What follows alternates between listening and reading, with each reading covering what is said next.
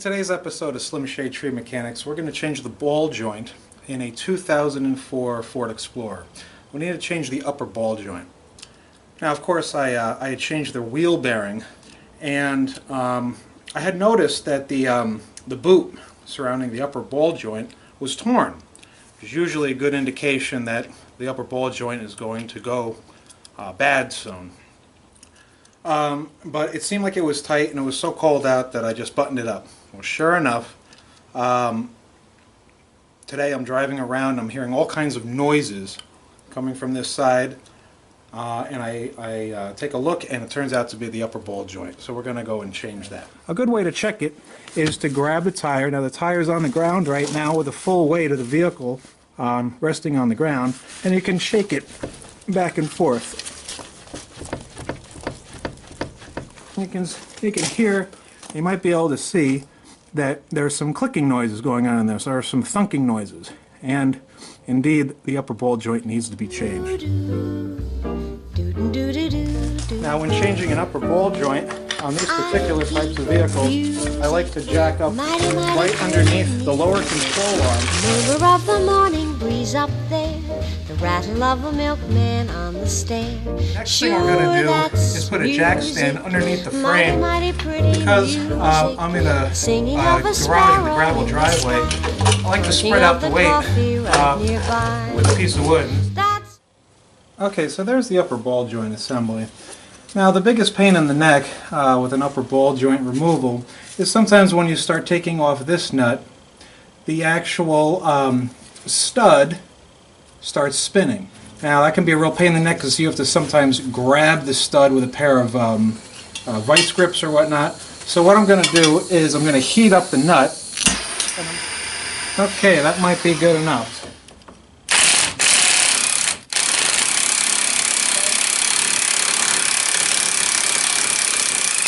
There she is. Okay, now a lot of times a ball joint press, well, a ball joint separator works, but the separator I have isn't big enough.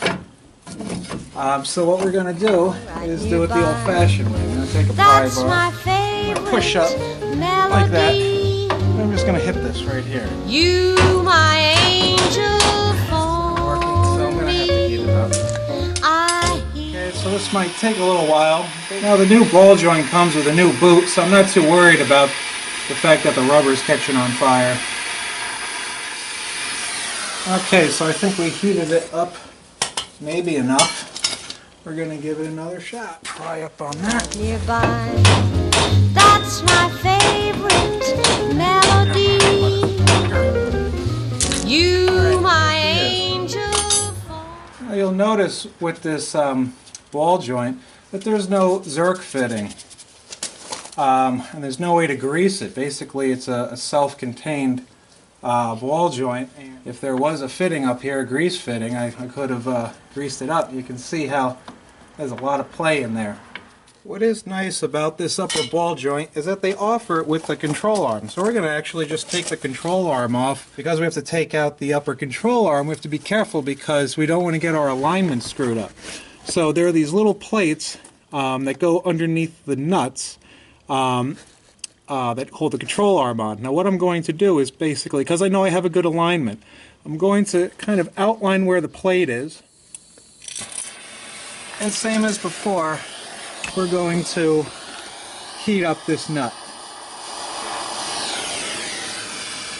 Mighty, mighty fine Alright, there goes music. nothing. And anytime I think my world is wrong, I get me out of bed and sing this song. Now we're going to lift them up. We're going to lift up the control arm, I should say.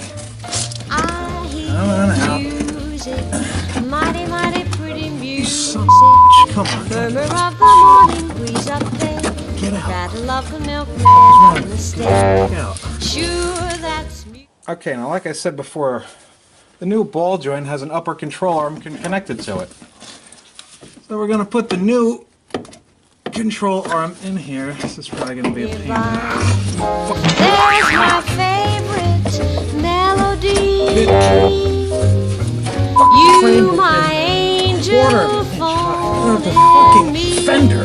I Bullshit Ford. music, Fucking bullshit, Carl. Fucking bullshit. Fucking garbage. Okay, so just as a recap, we got the new upper control arm in.